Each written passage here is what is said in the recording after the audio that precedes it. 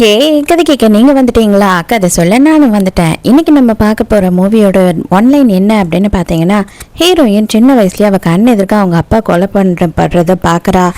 அதே கொலைகாரன் தான் வந்து ஃப்யூச்சரில் அவள் லவ் பண்ணுற பையனாக இருந்தது அப்படின்னா நம்ம ஹீரோயினோட நிலைமை என்ன ஆகும்? அது தெரிஞ்சதுக்கப்புறம் ஹீரோயின் என்ன பண்ணுவா அப்படின்றது தான் ஸ்டோரி. ஸோ நம்ம இந்த வீடியோவை ஸ்டார்ட் பண்ணுறதுக்கு முன்னாடி இப்பயும் சொல்கிறது தான், இப்பயும் சொல்கிறேன், எஸ்எஸ் வாய்ஸ் ஓவரை சப்ஸ்கிரைப் பண்ணுங்கள், பார்த்ததுக்கப்புறம் லைக் பண்ணுங்கள், மறக்காமல் போகிறதுக்கு முன்னாடி என்னோட எக்ஸ்ப்ளனேஷன் எப்படி இருக்குன்னு சொல்லிட்டு கமெண்ட் பண்ணிட்டு போங்க. அந்த கமெண்ட் எல்லாம் படிக்கும் போது தான் எனக்கு பூஸ்ட் குடிச்ச மாதிரி இருக்கும் பார்த்துக்கங்க. அதனால கண்டிப்பாக நீங்கள் எனக்காக அந்த கமெண்ட்டை பண்ணியே ஆகணும். அதுக்கப்புறம் ஹைப் பட்டன் இருக்கும், அதையும் ஒரு ப்ரெஸ் பண்ணிட்டு போங்க. ஸோ இப்போ வாங்க இன்னைக்கான வீடியோவை பார்ப்போம். ஸ்டார்டிங் சீன்லேயே என்ன ஆகுது அப்படின்னு பார்த்தா நம்ம ஹீரோயினை தான் காட்டுறாங்க. நம்ம ஹீரோயின் பதறி போய் ஒரு கட்டிலுக்கு அடியில் படுத்துக்கிட்டு இருக்கான். அதே நேரத்துக்கு அந்த ரூம்லேயே வந்து யாரோ ஒருத்தன் அவங்க அப்பாவை கொலை பண்ணுறதுக்கு வந்துட்டு இருக்கான். இவங்க ஃபேமிலியில் இருக்க எல்லாரையும் கொண்டுட்டாங்க. இப்போதைக்கு வந்து அவங்க அப்பாவும் இவளும் மட்டும்தான் மிஞ்சிருக்காங்க. இவளையும் வந்துட்டு அவங்க அப்பா கட்டிலுக்கு அடியில் ஒளிய வச்சிடுறாரு. நீயாவது கடைசியாக நம்ம குடும்பத்துக்குன்னு ஒரு வாரிசு இருக்கணுமா அப்படின்னு சொல்லி. அதனால அவளும் சத்தமே போடாமல் சைலண்ட்டாக அங்கேயே இருக்கா. ஆனால் பாவம் சின்ன குழந்தை தானே, என்ன பண்ணுறது, அவளுக்கு 10 வயசு தான் ஆகுது. கண் எதிர்க்க அவங்க அப்பா ஒருத்தன் அங்கே அடிச்சே கொண்டுக்கிட்டு இருக்கான். அப்போ அந்த கொலைகாரனோட மூஞ்ச வந்து மின்னல் வெளிச்சத்தில் அரைகுறையா ஹீரோயின் பார்க்குறா. இருந்தாலும் அவளுக்கு சரியா தெரியல. பட் ஆனால் அவன் இடுப்பில் இருக்கிற ஒரு டேட்டூவை கன்ஃபார்மாக நல்லா பார்த்துடுறா. ஆக்சுவலாக இங்கே நிறைய பேர் கொலை பண்ணுறதுக்கு வந்திருக்கானுங்க. ஃபோட்டோ எடுத்து ஃபேமிலி மெம்பர் எல்லாம் கனெக்ட் பண்ணிக்கிட்டு இருக்கானுங்க. எல்லாரையும் கொண்டுட்டோம். இந்த ஒரே ஒரு சின்ன பொண்ணு மட்டும் மிஸ் ஆகுறா. அவள் ஒரு வேளை எங்கள் வீட்லேயே இல்லை போல அப்படின்னு நினச்சிக்கிறாங்க. அந்த கொலைகாரனும் வந்துட்டு சோஃபா கடையில் பெட்டு கடையிலலாம் கையை விட்டு தேடிக்கிட்டு இருக்கான், ஹீரோயின் இருக்காளா அப்படின்ற மாதிரி. ஆனால் நல்ல வேலையாக போலீஸ் அந்த இடத்துக்கு வந்துடுறாங்களா. இவனுங்க எல்லாரும் பயந்து அந்த இடத்த விட்டு ஓடிடுறாங்க. எல்லாரும் போனதுக்கப்புறம் இப்போ தான் அவள் வெளியில் வந்து பார்க்குறா. இவளோட தம்பி கூட சின்ன குழந்தை கூட மிஞ்சல, மொத்த குடும்பத்தையும் கொண்டுட்டு போயிருக்கானுங்க. அதை பார்த்து கதறி அழுதுகிட்டு இருக்கா தனியா நின்று. அந்த சீனை அப்படியே கட் பண்ணிட்டு 10 வருஷம் கழிச்சு காட்டுறாங்க. நம்ம ஹீரோவை தான் காட்டுறாங்க. நம்ம ஹீரோ வந்து ஒரு மாஃபியா லீடரா இருக்கான்.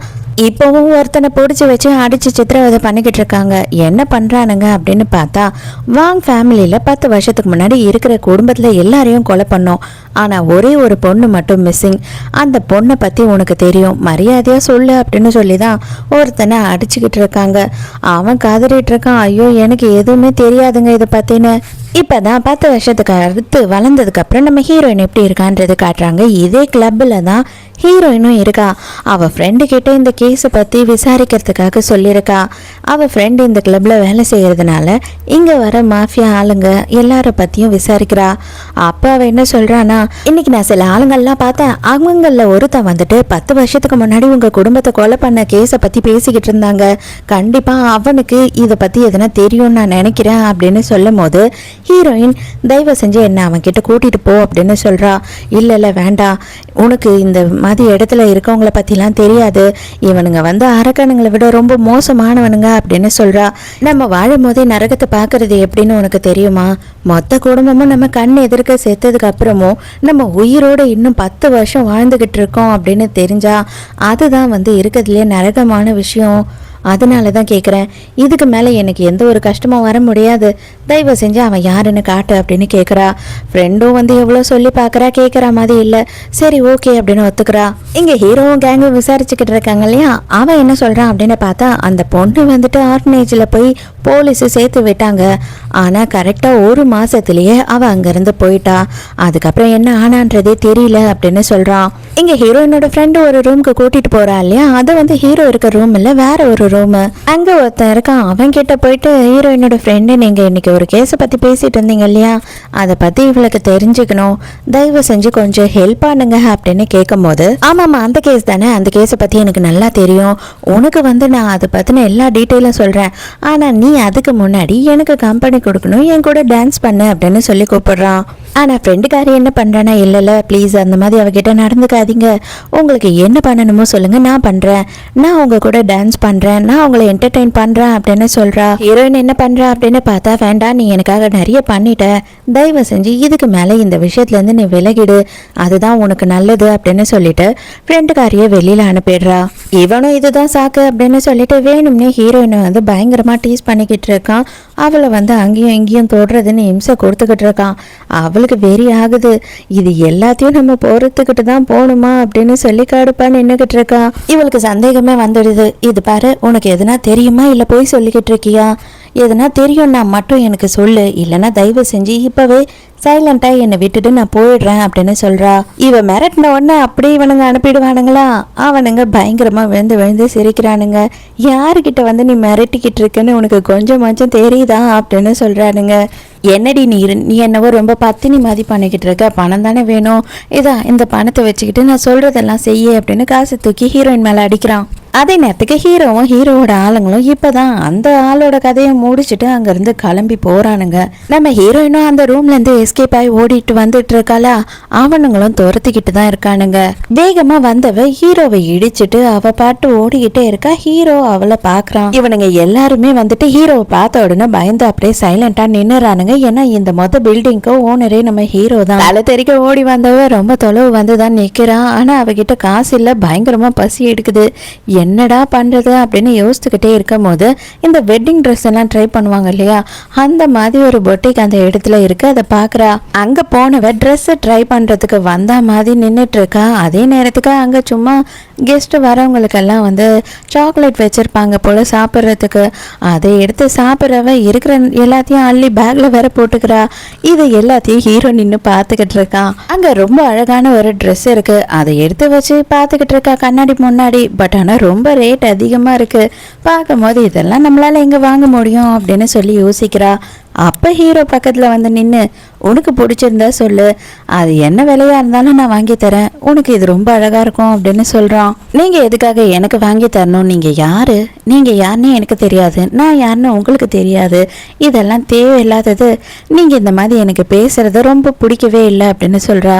தயவு செஞ்சு என் கிட்ட வந்து உங்களோட டைமை வேஸ்ட் பண்ணாதீங்க, கண்டிப்பா வந்து நீங்க நினைக்கிறது நடக்கவே நடக்காது, எனக்கு நிறைய வேலை இருக்கு அப்படின்னு சொல்லிட்டு அங்கிருந்து போயிடுறா.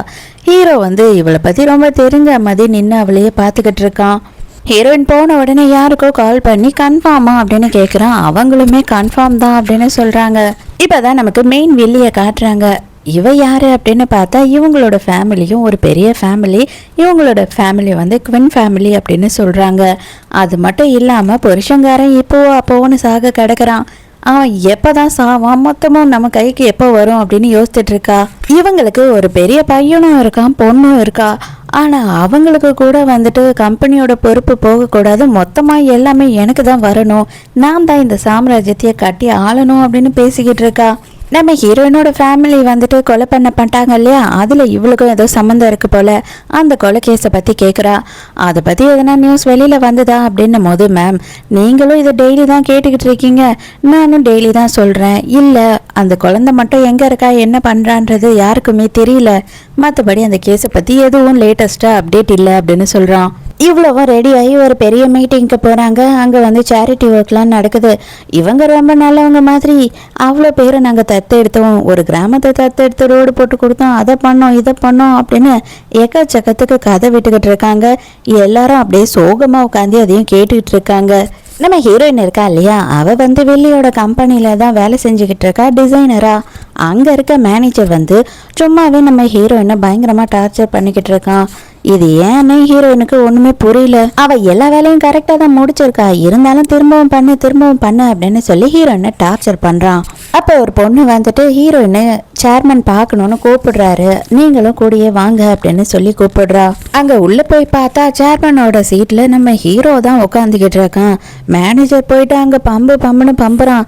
சார் நீங்க எப்படி இங்க அப்படின்னு கேக்குறான். ஹீரோ சட்டுன்னு ஹீரோயினை பார்த்த உடனே நான் உனக்காக தான் இங்கே வந்திருக்கேன் அப்படின்னு சொல்கிறேன். ஹீரோயினுக்கு ஒன்றுமே புரியல. ஐயோ இவன் எங்கடா இங்கே வந்தான் அப்படின்ற மாதிரி முழிச்சுக்கிட்டு இருக்கா. அப்போ தான் அங்கே இருக்க உண்மையான சேர்மன் என்ன சொல்கிறாரு அப்படின்னு பார்த்தா, இதுக்கப்புறம் நீ அவருக்கு தான் வந்து பர்சனல் அசிஸ்டண்ட்டாக இருக்க போகிறமா, இனிமேல் உனக்கு இங்கே வேலை இல்லை அப்படின்னு சொல்லிடுறாங்க.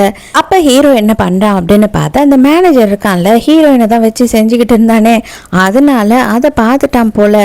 இப்போ உனக்கு 2 சாய்ஸ் நான் தரேன், அவகிட்ட போயிட்டு காலில் விழுந்து மன்னிப்பு மன்னிப்பு கேளு, அப்படி இல்லை அப்படின்னா அவ மூஞ்சில அந்த பேப்பரை விட்டு கடாசன இல்லையா, அது எந்த கையின்னு சொல்லு, அந்த விரலெல்லாம் எனக்கு வேணும் அப்படின்னு கேட்குறான். எல்லாத்துக்கும் காரணம் இவதான், இவ்வளவு சும்மா விட மாட்டேன் அப்படின்னு சொல்லிட்டு வேகமா ஹீரோயினை அடிக்கிறதுக்கு வரான்.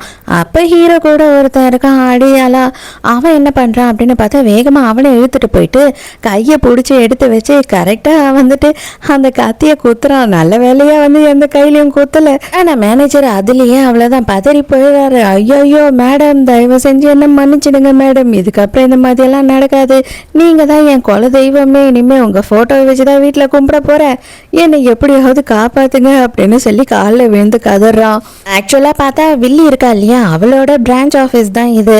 இங்கதான் ஹீரோயின் வேலை செஞ்சுக்கிட்டு இருக்கா.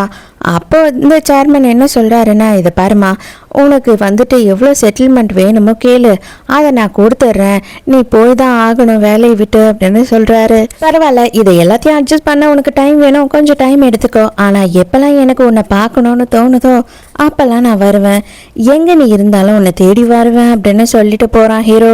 யார் இவன், சரியான பைத்தியமா இருப்பானோ, எதுக்காக இதெல்லாம் பண்றான் அப்படின்னு சொல்லி ஹீரோனுக்கு குழப்பமா இருக்கு. நம்ம ஹீரோக்கு ஒரு பாஸ் இருக்கான், அந்த பாஸை இப்பதான் காட்டுறாங்க. அவன் வந்து என்ன சொல்றான் அப்படின்னு பார்த்தா, இந்த 10 வருஷத்துக்கு முன்னாடி வந்துட்டு ஒரு ஃபேமிலியை கொலை பண்ணோம் இல்லையா, அந்த கேஸை பத்தி மறுபடியும் யாரோ நோண்டிட்டு இருக்காங்க. இதனால நமக்கு மட்டும் பிரச்சனை இல்லை, யார் நம்மளை செய்ய சொன்னாங்களோ அவங்களுக்கும் பிரச்சனை இருக்கு. அந்த ஒரு பொண்ணு, அவ மேலதான் எனக்கு சந்தேகமா இருக்கு. அந்த 10 வயசு பொண்ணு காணாம போனா, அவளை நீங்க கொலை பண்ணாம விட்டுட்டு வந்துட்டீங்க.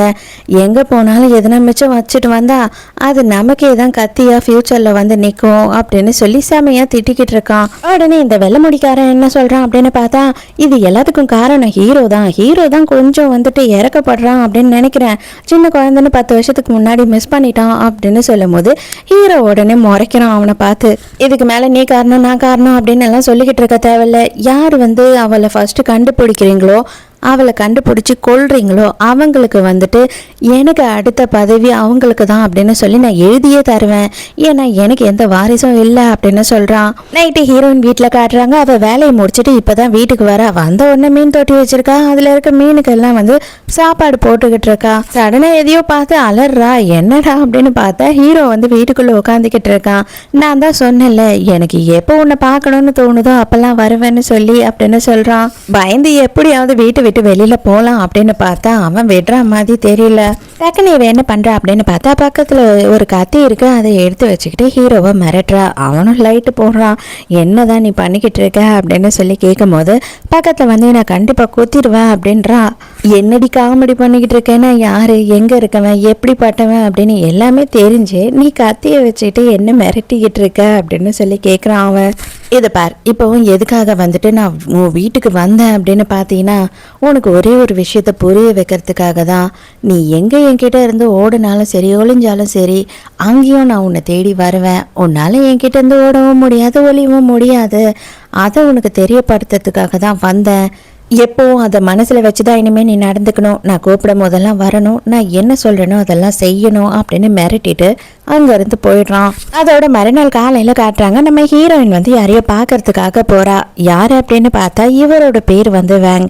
இவர் தான் வந்து நம்ம ஹீரோயினை சின்ன வயசுலேருந்து தத்தெடுத்து வளர்த்துக்கிட்டு இருக்காரு. இவர் வேற யாரும் இல்லைங்க, வில்லி இருக்கா இல்லையா, அவளோட ஹஸ்பண்ட் தான் இவர். இப்போ ரொம்ப உடம்பு முடியாமல் படுத்த படுக்கையாக இருக்காரு. இவர் என்ன சொல்கிறாரு அப்படின்னு பார்த்தா, இதை பாரு, என்றைக்குமே உன்னோட உண்மையான பேரை நீ யார்கிட்டையுமே சொல்லக்கூடாது, என் ஃபேமிலியில் கூட நீ யார்கிட்டையும் சொல்லக்கூடாது.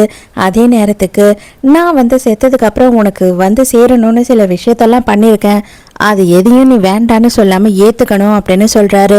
நீங்கள் என்ன சொன்னாலும் நான் செய்கிறேன்ப்பா, ஆனால் தயவு செஞ்சு வந்துட்டு உங்கள் சொத்துலேயோ இல்லை உங்கள் கம்பெனிலேயோ எதனா நீங்கள் ஷேர் தரேன்னா அது எனக்கு வேண்டாம் அப்படின்னு சொல்கிறா. இதை பார், கடைசியாக சொல்கிறேன், இதுதான் என்னோட கடைசி ஆசை. என்ன ஆனாலும் சரி, நான் உயிரோடு இல்லைனாலும் சரி, உனக்கு வர்றதை நீ வேண்டான்னு சொல்லக்கூடாது, அதை உன்கிட்ட இருந்து யாரையும் பறிச்சுக்கவும் விடக்கூடாது அப்படின்னு சொல்லும் போது இவளும் எவ்வளவோ கன்வின்ஸ் பண்ண ட்ரை பண்ணுறா. ஆனால் அவர் ரொம்ப ஸ்ட்ரிக்டாக இவகிட்ட ப்ராமிஸே வாங்கிடுறாரு. அங்கேருந்து ஹீரோயின் கிளம்பி போன பிறகு இவர் போய் கடவுளை கும்பிட்டுக்கிட்டு இருக்காரு முட்டி போட்டு. தயவு செஞ்சு வந்துட்டு என்னை மன்னிச்சுடு, நாங்கள் பண்ண பாவம் எல்லாமே வந்து எங்கள் பிள்ளைங்கள தான் போய் சேரும். ஆனால் இதுக்கப்புறமும் வந்து எந்த பாவத்தையும் நான் ஏற்றுக்க தயாராக இல்லை. அந்த பொண்ணை வந்து இதுக்கப்புறமாவது நல்லபடியாக வாழவை, இது எல்லாமே ஏன் தப்பு தான் அப்படின்னு சொல்லி மன்னிப்பு கேட்டுக்கிட்டு இருக்காரு. இவனோட பேரு வந்து ஜிம்மி. இவன் யாரு அப்படின்னு பார்த்தா அந்த வெள்ளிக்கும் அவருக்கும் பிறந்த பையன் தான் இவன். இவன் என்ன பண்றானா வீட்டுல வேலை செய்யற பொண்ணு கிட்ட வந்து தப்பா நடந்துக்கிறான். அவ முடியாதுன்னு சொன்னா அவளையே மிரட்டுறான். அவளுக்கு சுத்தமா இவனை பிடிக்கவே இல்லை. அவ பயங்கரமா கத்துன்னு கத்துறா, கதறா, ஹெல்ப் பண்ணுங்கன்னு கத்திக்கிட்டே இருக்கா. நல்ல வேலையா ஹீரோயின் அந்த இடத்துக்கு வந்துடுறா. வந்த உடனே இவனை பொழிச்சு இழுத்து ஒரு தள்ளுறா. அடியே என்னங்கடி நீங்க நினைச்சுக்கிட்டு இருக்கீங்க? நீ ஒரு எடுப்பு, அவ உனக்கு ஒரு துடுப்பா? இத பாருங்க, இது வெளியில தெரிஞ்சது உங்க 2 பேரையும் கொன்னுடுவேன், வெட்டி புதைச்சிருவேன் அப்படின்னு மிரட்டிக்கிட்டு இருக்கான். ஆனா அவன் சொன்னதுக்கெல்லாம் கொஞ்சமும் அசராத ஹீரோயின் என்ன பண்றா அப்படின்னு பார்த்தா நேரா வந்துட்டு அவங்க அம்மா கிட்டே கூட்டிட்டு வந்து எல்லாரையும் நிக்க வச்சிடுறா. அம்மா, அவங்க போய் சொல்றாங்கம்மா, நான் அப்படிப்பட்ட பையனே கிடையாது, உனக்கு தான் தெரியும் இல்ல அப்படின்னு சொல்லும் போது மரியாதையா வாய மூடு. நீ இப்படிப்பட்டவன் எனக்கு நல்லாவே தெரியும். நம்ம குடும்ப மானத்தையே வாங்கறதுக்காக தான் பிறந்திருக்க அப்படின்னு கேவலமா திட்டுறாங்க. நீ எல்லாம் என் வயிற்றுல வந்து ஏன் தான் பிறந்தேன்னு தெரியல, ஏன் செத்து தொலையாம இன்னும் என் உயிரை வாங்கிட்டு இருக்க அப்படின்னு சொல்லி பலான்னு ஒன்று கண்ணத்திலேயே வைக்கிறாங்க.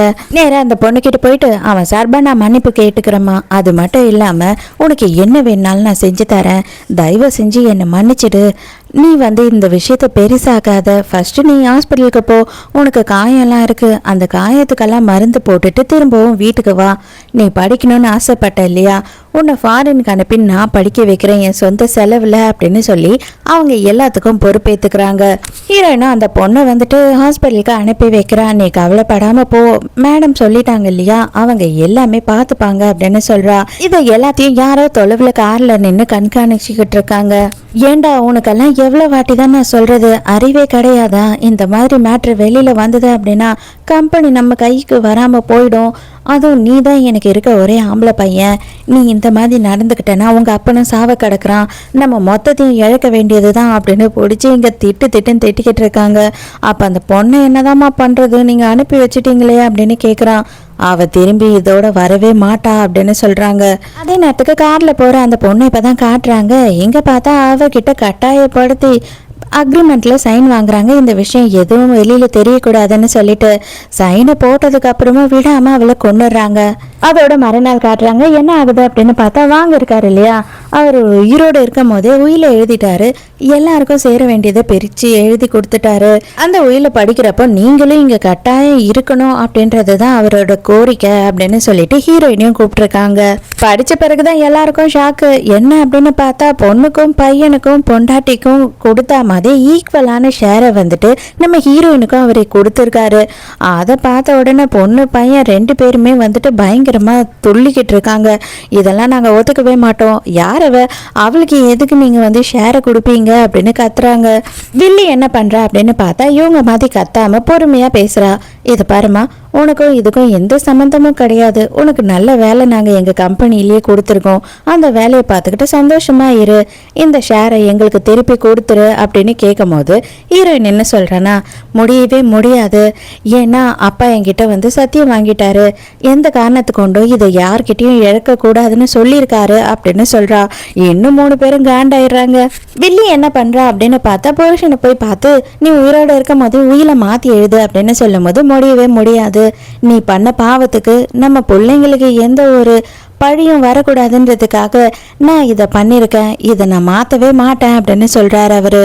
கையில எதையும் மருந்து கலக்கி கொண்டு வந்தவ அவரை கட்டாயப்படுத்தி வாயில ஊத்தி விட்டுறா. நீ சீக்கிரமா கொஞ்சம் கொஞ்சமா செத்து போயிடுவையா, எனக்கு அதுதான் வேணும், ஏன்னா நீ இருக்கிறதே பிரயோஜனம் இல்லை அப்படின்னு சொல்றா. ஸ்லோ பாய்சன் கொடுத்துட்டா போல அவர் கதறி கதறி அழுதுட்டு இருக்காரு. நம்ம ஹீரோவை காட்டுறாங்க. நம்ம ஹீரோ வந்து நைட்டு பதுங்கி போயிட்டு யாரோ ஒருத்தர் மோ அப்படின்றவரை பார்க்குறான். அவர் என்ன சொல்றாரு அப்படின்னு பார்த்தா அந்த பொண்ணு தான் இந்த பொண்ணு, கன்ஃபார்ம் ஆயிடுச்சு அப்படின்னு சொல்லிட்டு அவளை பத்தின ஃபைல் எல்லாத்தையுமே கொடுக்குறாரு. அப்பவும் எந்த காரணத்தை கொண்டோ நீ யாருன்ற விஷயம் யாருக்கும் தெரியக்கூடாது, கண்டிப்பா அவளுக்கு தெரியவே கூடாது, அதை ஒழுங்கா பார்த்துக்கோ அப்படின்னு சொல்லும் போது ஹீரோக்கு டபுள் மைண்டா இருக்கு. உண்மையாவே அந்த பொண்ணை நம்ம யூஸ் பண்ணி ஆகணுமா அப்படின்னு கேட்கும் போது கண்டிப்பா அந்த பொண்ணை யூஸ் பண்ணி ஆகணும் அப்படின்னு அவருமே சொல்லிடுறாரு. மறுநாள் காலையில காட்டுறாங்க. நம்ம ஹீரோயினோட ஃப்ரெண்டு ஹீரோயினை ஃபோன் பண்ணி வர சொல்றா. என்ன அப்படின்னு கேட்கும் போது நேற்று நைட்டு எனக்கு ஒரு கால் வந்தது, அதாவது வந்துட்டு உங்க ஃபேமிலி கொலை வழக்கு பத்தி யாரோ ஒருத்தவங்க மொத்த விஷயமும் தெரியும்னு சொல்றாங்க, அதுவும் உன்னை தனியா பார்த்து தான் சொல்லுவேன்னு சொல்றாங்க, இங்க இன்னும் கொஞ்ச நேரத்துல அவர் வந்துருவாரு, எனக்கு அவர் யாருன்னே தெரியாது, ஸோ நான் இங்கேருந்து போயிடுறேன், நீ என்ன ஏதுன்னு கேட்டுக்கோ அப்படின்னு சொல்லிட்டு கிளம்பிடுறா. அவள் போன உடனே கொஞ்ச நேரத்தில் ஹீரோ தான் அந்த இடத்துக்கு வரான். ஹீரோவை பார்த்த உடனே ஹீரோயின் கடுப்பாய் அங்கேருந்து போக பார்க்குறா. அப்போ உடனே இவன் பிடிச்சி நிறுத்திடுறான். இப்போ எதுக்காக அந்த மாதிரி மூஞ்சி திருப்பிக்கிட்டு போகிற, இந்த மாதிரி எல்லாம் என்கிட்ட நடந்துக்காத, உனக்கு என்ன வேணுமோ அதுக்கான பதிலே என்கிட்ட தான் இருக்குது, இதில் மொத்த பதிலும் இருக்குது அப்படின்னு சொல்லிட்டு ஒரு கவரை கொடுக்குறான். இதை பிரித்து பார்த்த அப்படின்னா இதுக்கப்புறம் நான் உன்னை தேடி வரமாட்டேன், நீ தான் என்ன தேடி வருவ அப்படின்னு சொல்லிட்டு ஒரு கவரை வச்சுட்டு அவனும் அங்கேருந்து போயிடுறான். பார்த்தா அதில் இருக்குது நிறைய ஆதாரம் இருக்குது. அதாவது இல்லீகலான டிரான்ஸ்போர்ட் பிஸ்னஸ் வந்துட்டு பண்ணியிருக்காங்க. யார் அப்படின்னு பார்த்தா இந்த வெள்ளி இருக்கா இல்லையா, அவள் தான் பண்ணியிருக்கா. அதுக்கு நம்ம ஹீரோயினோட அப்பாவை தான் ஃபுல்லாக யூஸ் பண்ணியிருக்கா. நம்ம ஹீரோயினோட அப்பாவுக்கு வந்து அவரை யூஸ் பண்ணி இல்லீகல் வேலை எல்லாம் பண்ணுறாங்கன்றதே தெரியாது. இது எல்லாத்துக்கும் ஆதாரம் கொஞ்சம் தான் இருக்குது. ஸோ இன்னும் வந்து எதுக்காக வந்து எல்லாரையுமே கொன்னாங்க அப்படின்ற விஷயம் தெரிய வரல இல்லையா, அதனால ஹீரோவை பார்க்கணும்னு நினைக்கிறா. நம்ம ஹீரோவையும் வேலை முடிக்காரனையும் காட்டுறாங்க. இந்த வேலை முடிக்காரன் என்ன சொல்கிறான் அப்படின்னு பார்த்தா, அந்த பொண்ணை ஆல்மோஸ்ட் நான் வந்துட்டு நெருங்கிட்டேன், அவள் வந்துட்டு யார் அடாப்ட் பண்ணிட்டு போனா அப்படின்ற டீட்டெயில் யாருக்கோ தெரியும்னு சொல்லிட்டு ஒரு பொண்ணு வந்து சொன்னா. அந்த பொண்ணுக்கிட்ட நான் கேட்டேன்னா எங்கே ஹீரோயின் இருக்கான்றது தெரிஞ்சிடும் அப்படின்னு சொல்லிக்கிட்டு இருக்கான். அந்த நேரம்னு பார்த்து ஹீரோயின் ஹீரோவை பார்க்கறதுக்காக வந்திருக்காளா, ஐயோ இவன் எதிர்க்க எதுனா சொல்லிடுவாளோ அப்படின்னு அவனுக்கு பயமாயிடுது. இவன் தப்பா நினைச்சுக்கிறான், பலே ஆள் தான் நீ, அன்னைக்கு கிளப்ல பார்த்த பொண்ணையும் உஷார் பண்ணிட்டியா, பரவாயில்ல நல்ல ஃபிகர் தான், என்ஜாய் பண்ணு அப்படின்னு சொல்லிட்டு அவன் அங்கேருந்து கிளம்புறான். இப்போதான் ஹீரோயின் என்ன சொல்றா அப்படின்னு பார்த்தா, இதை பார் நான் உன்கிட்ட ஒரு டீல் போடுறதுக்காக தான் வந்திருக்கேன் அப்படின்னு சொல்லும் போது, அப்படியா எல்லாத்தையும் பார்த்துட்டியா, அதெல்லாம் பார்த்துமா என் கூட வந்து டீல் போடணும்னு நினைக்கிறேன் அப்படின்னு சொல்லி கேட்குறான். ஆமாம், எனக்கு நீ ஒரே ஒரு விஷயம் ஹெல்ப் பண்ணணும் அப்படின்னும் போது, சரி சொல்லு அதையும் தான் கேட்போம் அப்படின்னு சொல்கிறான். அவங்களோட மொத்த ஷேரும், அதாவது அம்மா பையன் பொண்ணு மொத்த பேரோட ஷேரும் எல்லாமே என் கைக்கு வரணும், அதுக்கு நீ எனக்கு ஹெல்ப் பண்ணணும். அதுக்கான பிளான் எல்லாம் என்கிட்ட இருக்குது. ஏன்னா அவங்க யார் எப்படின்னு எனக்கு நல்லா தெரியும். ஆனால் எல்லாமே முடிஞ்சதுக்கப்புறம் அந்த மொத்த கம்பெனியும் நான் உனக்கு கொடுத்துட்றேன், எனக்கு ₹1 கூட அதுலேருந்து தேவையில்லை அப்படின்னு சொல்கிறா. ஹீரோவும் சரி ஓகே அப்படின்னு ஒத்துக்கிறான். அன்னைக்கு நைட்டு வேலை முடிச்சுட்டு ஹீரோயின் வீட்டுக்கு போகும்போது என்ன நடக்குது அப்படின்னு பார்த்தா, 2 ரவுடிங்க வந்துட்டு ஹீரோயினை அடித்து மிரட்டுறானுங்க நடு ரோட்லேயே.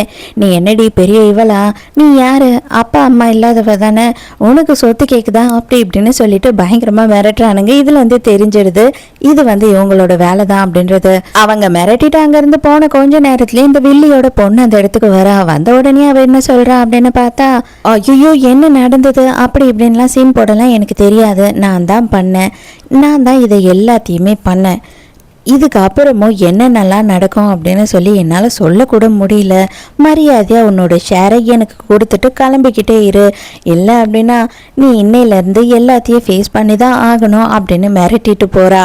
இப்போ தான் வில்லியோட பொண்ணை பற்றி காட்டுறாங்க. அவள் யார் எப்படிப்பட்டவ அப்படின்னு. அவள் பாட்டு ஜாலியாக இருக்கிற காசெல்லாம் செலவு பண்ணிக்கிட்டு இஷ்டத்துக்கு ஊரை சுற்றிக்கிட்டு இருக்கா. ஆனால் அவளுக்கு வந்துட்டு உங்கள் வீட்டு திமிரு எங்கள் வீட்டு திமிருன்னு இல்லை, ஏகப்பட்ட திமிரு இருக்கு. ரொம்ப திமிரு பிடிச்சவ, யாரையுமே மதிக்க மாட்டா. ஒரு ஏழை நடக்க போகுது, அந்த ஏலத்தில் வந்துட்டு பயங்கரமான டைமண்ட் நகைங்கள்லாம் வந்து ஏலத்தில் விட போகிறாங்க. அதுவும் உலகத்தில் எது இதெல்லாம் ரொம்ப காஸ்ட்லியான டைமண்ட்ஸோ அது எல்லாமே வரப்போகுது அப்படின்னு சொல்லிக்கிட்டு இருக்கும்போது, நான் என் அண்ணனை கூட்டிகிட்டு போயிடுவேன், இங்கே எனக்கு என்னென்ன பிடிக்குதோ எல்லாத்தையும் நாங்கள் தான் ஏலத்தில் எடுப்போம், எங்களை மிஞ்ச ஆளே இல்லை அப்படின்னு சொல்லி ஃப்ரெண்டுக்காரிக்கிட்ட கதை விட்டுக்கிட்டு இருக்கா. அப்போ ஃப்ரெண்டுக்காரி என்ன சொல்கிறான்னா, இது ஒரு நெக்லஸ் இருக்கு பார்த்தியா, இதுதான் வந்து இருக்கிறதுலே பயங்கர டிமாண்டு, இது உன்னால் வாங்க முடியுமா அப்படின்னு கேட்கும் போது, என்னை தவிர வாங்குறதுக்கு இந்த சைனாவில் வேற ஆளே இல்லைங்கிற மாதிரி பேசுகிறா. நம்ம ஹீரோவோட அசிஸ்டன்ட் இருக்கான் இல்லையா, அவன் என்ன பண்ணுறான் அப்படின்னு பார்த்தா, மிஸ்டர் லூ வந்து உங்களை பார்க்கணுன்னு சொன்னார் அப்படின்னும் போது, அவன் அப்படின்னு கேட்குறா. நம்ம ஹீரோ தான், வேற யாரு. இவன் என்ன சொல்கிறான்னா, அப்படி யாரையும் எனக்கு தெரியாதவங்கெல்லாம் மீட் பண்ணுற அளவு எனக்கு டைம் இல்லை, நான் ரொம்ப பிஸியாக இருக்கேன், அப்பாயின்மெண்ட் வாங்கிட்டு வர சொல்லு அப்படின்னு சொல்லிட்டு மொக்க பண்ணி விட்டுறா. அப்போ தான் ஹீரோ கிட்ட ஹீரோயின் பேசிக்கிட்டு இருக்கா. யாரு இவள்கிட்ட என்ன மொக்க வாங்கிறது தான் உன்னோட பிளானா அப்படின்னு சொல்லி கேட்கும்போது, அவளை பற்றி எனக்கு நல்லாவே தெரியும், அவள் வந்து உன்னை அசிங்கம் தான் படுத்துவா, ஆனால் அவள் ஒரே ஒரு விஷயத்துக்கு மட்டும்தான் மயங்குவா. அது என்ன அப்படின்னு பார்த்தா, ரொம்ப காஸ்ட்லியான திங்ஸ், அதுவும் வந்து நகைங்க ட்ரெஸ்ஸுங்க, அதுக்கு மட்டும்தான் மயங்குவா, அதை வச்சு உன் பக்கம் அவளை நான் வர வைப்பேன் அப்படின்னு சொல்லி ஹீரோயின் சொல்லும் போது, எதாக இருந்தாலும் சரி உனக்கு அவங்கள பற்றி நல்லா தெரியும்ல அப்படின்னு கேட்குறான்.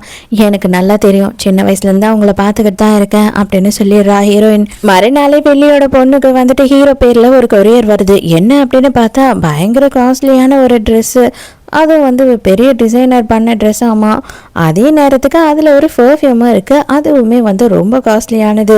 அதை பார்த்த உடனே ஃப்ரெண்டுக்காரி ஐயோயோ செம்மையாக இருக்குது, சான்ஸே இல்லை அப்படி இப்படின்னு பேசிகிட்டு இருக்கா. அதில் ஒரு நோட் வச்சுருக்கான் ஹீரோ. என்ன அப்படின்னு பார்த்தா, வரையும் போது ஏலத்துக்கு இதை போட்டுட்டு வா அப்படின்னு சொல்லிட்டு, அவன் சொல்கிறத நான் ஏன் செய்யணும்? அவன் காஸ்ட்லியான பொருளை கொடுத்தா மட்டும் நான் மயங்கிடுவேனா? அதனால நீ என்ன பண்ணுறனா, என் கூட இந்த ட்ரெஸ்ஸை போட்டுட்டு இந்த பர்ஃப்யூமையும் போட்டுக்கிட்டு வா அப்படின்னு சொல்லி ஃப்ரெண்டுக்காரிக்கு கொடுத்துட்றா. இங்கே அதே நேரத்துக்கு ஹீரோவை வந்துட்டு அப்படியே ஹீரோயின் வந்து பயங்கரமாக ரெடி பண்ணிக்கிட்டு இருக்கா. எதுக்காக இவ்வளோ அளவுக்கு நீங்கள் கஷ்டப்பட்டுக்கிட்டு இருக்க அப்படின்னு கேட்கும் போது, அவளாலையும் இந்த ஒரு நாளை மறக்கவே முடியாது. அவள் நேற்று உன்னை இன்சல்ட் பண்ணா இல்லையா, இன்னைக்கு நீ திருப்பி அதை தான் பண்ண போற அப்படின்னு சொல்கிறா. அண்ணனும் தங்கச்சும் 2 பேருமே வந்து ஏலத்துக்கு முதல்லயே வந்துடுறாங்க. இவ வந்துட்டு ஃப்ரெண்டுக்காரிக்கு அந்த ட்ரெஸ்ஸை போட்டு கூட்டிட்டும் வந்துடுறா கூட. ஹீரோ இப்போ தான் வந்து உள்ளே வரான். வரும்போதே வந்துட்டு பார்க்குறான், இவ அந்த ட்ரெஸ்ஸை போட்டுட்டு வரலன்றது தெரியுது, இன்னொருத்திக்கு கொடுத்துட்டான்றதும் தெரியுது. ஹீரோ கண்டுக்காம நேராக போகிறான். இவ இப்போதான் ஹீரோவோட மூஞ்ச நல்லாவே பார்க்குறாளா. பார்த்த உடனே ஐயோ ரொம்ப ஹேண்ட்ஸமாக இருக்கானே, கொஞ்சம் நம்ம சின்னதாக தப்பு பண்ணிட்டோமோ அப்படின்ற மாதிரி யோசிக்கிறா. ஏலமும் ஸ்டார்ட் ஆகிடுது. ஏலத்தில் அண்ணாவும் தங்கச்சும் வந்துட்டு காஸ்ட்லியான பொருள் எல்லாம் வாங்கிக்கிட்டே இருக்காங்க. ஆனால் அவள் வந்து அந்த நெக்லஸ்க்காக தான் வெயிட் பண்ணிட்டு இருக்கா. இன்னும் அந்த நெக்லஸை வந்துட்டு ஏலம் விடலை. நம்ம ஹீரோ இது வரைக்கும் எதையுமே ஏலத்தில் எடுக்காமல் சைலண்டாக தான் உட்காந்துட்டு இருக்கான். கரெக்டாக அந்த நெக்லஸையும் ஏலத்தில் விட ஆரம்பிக்கிறாங்க. அண்ணா எவ்வளோ ஆனாலும் சரி, கண்டிப்பாக எனக்கு அதை நீ வாங்கி தரணும் அப்படின்னு கேட்குறா. நம்மளால தான் அதை வாங்க முடியும் அப்படின்னு சொல்லி நினச்சி திமிரோடு இருக்கிறா. ஹீரோ வந்து அதை 20 மில்லியன் வாங்கிடுறான். அதை பார்த்த உடனே அவளுக்கு அப்படியே காண்டாயிடுது. அட பாவி, இவ்வளோ காசு கொடுத்து வாங்கிட்டியடா அப்படின்னு சொல்லிட்டு ரொம்ப கடுப்பாயிடுறா. அண்ணங்கிட்ட வந்து எவ்வளவோ சொல்கிறா, இன்னும் கொஞ்சம் ஏலத்துக்கு எக்ஸ்ட்ரா கேளு அப்படின்னா, இதுக்கு மேலே நான் வாங்கினேன்னு வச்சுக்கோ, அம்மா அவ்வளோதான், வீட்டை விட்டு என்னை துரத்திடுவாங்க அப்படின்னு சொல்கிறான். ஹீரோ அப்படியே நக்கலாக பார்த்து அப்படியே முறைச்சிக்கிட்டே போகிறான். இவளுக்கா ஐயோ மிஸ் பண்ணிட்டோமே, இவனை அப்பயே ஓகே சொல்லியிருக்கலாமோ அப்படின்னு சொல்லி தோணுது. அவளுக்கு வந்துட்டு முழுக்க அந்த நெக்லஸ் மேலே தான் கண்ணு. அவளால் அந்த நெக்லஸை விடவே முடியல. ஹீரோ பின்னாடியே ஓடுறா. ஆனால் கரெக்டாக அவள் லிஃப்ட்டில் ஏறிட்டு டாட்டா காமிச்சிட்டு போயிடுறான். ஃப்ரெண்ட்ஸு கூடலாம் உட்காந்து பேசிக்கிட்டு இருக்கா. டின்னர் சாப்பிடும் போது எல்லாரும் சேர்ந்து அசிங்கப்படுத்துகிறாங்க. எப்படி இருந்தாலும் அதை வாங்கிடுவேன் அப்படி இப்படின்னு சொன்னேன், ஆனால் கோட்டை விட்டுட்டியே அப்படின்னு கலாய்க்கிறாங்க. அப்போ அந்த இடத்துக்கு வந்த ஹீரோ என்ன பண்ணுறான் அப்படின்னு பார்த்தா, இவ எதிர்பார்க்கவே இல்லை. சடனாக வந்துட்டு அவளோட கழுத்தில் இருக்க நெக்லஸை கட்டிட்டு இந்த நெக்லஸை போடுறான். அதை பார்த்த உடனே அவளுக்கு பயங்கர சந்தோஷம். இவன் நமக்கு காலை சுற்றி நாய் மதி கிடப்பான் போல இருக்கே அப்படின்னு நினச்சிக்கிறா. செமையா சந்தோஷப்பட்டுக்கிட்டே இருக்கா. டக்குன்னு கட்டிடுறான். இல்லை அன்னைக்கு ஒரே ஒரு ட்ரிங்க்குக்கு டேட்டுக்கு வர சொன்னேன், அதுக்கே முடியாதுன்னு சொல்லிட்டேன். என்ன ரொம்ப நீ கேவலமாக தானே நினைக்கிற, அப்பனா இது உனக்கு கிடையாது அப்படின்னு சொல்லிட்டு எடுத்துட்டு போயிடுறான். இவ செம்ம கொலவெறி ஆயிடுறா. எங்கடா போனான் அப்படின்னு சொல்லி தேடிக்கிட்டு வெளியிலேயே வந்துடுறா. பார்த்தா இவன் பின்னாடி வந்து நிற்கிறான். உண்மையாகவே நீங்கள் என்ன தான் தேடுறீங்களா? ஐயோ, என்ன மாதிரி சீப்பான ஆளெல்லாம் நீங்கள் தேடி வருவீங்களா என்ன அப்படின்னு கேட்குறான். அதுக்கு உடனே இவன் என்ன கேட்குறான் அப்படின்னு பார்த்தா, அப்போனா நான் இங்கே இருப்பேன்னு உங்களுக்கு எப்படி தெரியும்? எதுக்காக நீங்கள் என்ன ஃபாலோ பண்ணி எல்லா இடத்துக்கும் தேடி வரீங்க அப்படின்னு கேட்கும் போது, உன்னை பற்றின எல்லா விஷயமும் எனக்கு தெரியும். அது மட்டும் இல்லை, அந்த நெக்லஸ்க்காக தான் நீ என் பின்னாடி வரேன்னு தெரியும். உன்னை மாதிரி பொண்ணை வந்து யாராலையும் லேஸில் கரெக்ட் பண்ண முடியாதுன்னு தெரியும். இது எல்லாமே தெரிஞ்சு தான் நான் உன் பின்னாடி வரேன். அதே மாதிரி அந்த நெக்லஸ் ஒன்று தவிர வேறு யாருக்கும் சூட் ஆகாது. உனக்கு அது கண்டிப்பாக வேணும் அப்படின்னா இன்னைக்கு நைட்டு டின்னர் டேட் நீ என் கூட வந்தாகணும். நான் உனக்காக வெயிட் பண்ணிக்கிட்டு இருப்பேன் அப்படின்னு சொல்லிட்டு அங்கேருந்து போயிடுறான். இவளும் ரொம்ப ஆசையாக கிளம்பி போய் உட்காந்துடுறா சாயந்தரமே. ஆனால் நைட்டு ரெஸ்டாரண்ட்டையே க்ளோஸ் பண்ணுற வரைக்கும் ஹீரோ அந்த இடத்துக்கு வரல. இவளுக்கு ரொம்ப அசிங்கப்பட்ட மாதிரி ஆயிடுது. அங்கே இருக்கிற ஸ்டாஃபே வந்து, மேடம் க்ளோஸ் பண்ணுற டைம் ஆயிடுச்சு, கொஞ்சம் தயவு செஞ்சு கிளம்புறீங்களா அப்படின்னு கேட்டுடுறாங்க. கடுப்பானவன் நேராக போயிட்டு ஃப்ரெண்டு கிட்ட கதறி கதறி அழுதுகிட்டு இருக்கா. இந்த ஃப்ரெண்டுமே நம்ம ஹீரோயினோட ஆளு தான். இவன் என்னை ரொம்ப கேவலப்படுத்திட்டான், ரொம்ப அசிங்கப்படுத்திட்டான். இது வரைக்கும் வந்துட்டு யாருக்கிட்டையும் நான் இவ்வளோ அசிங்கப்பட்டதில்லை. எவனும் ஏன் பின்னாடி சுற்றுவான், எவனுக்காகவும் நான் வந்து காத்துக்கிட்டு இருந்ததே கிடையாது அப்படின்னும் போது அவன் உன்னை ஏமாத்தலை. அதே நேரத்துக்கு அவன் யார் கூட இருந்திருக்கான்னு பாரு, இவ தான் அப்படின்னு சொல்லிட்டு ஹீரோயினும் அவனும் இருக்கா மாதிரி ஃபோட்டோவை காட்டுறா.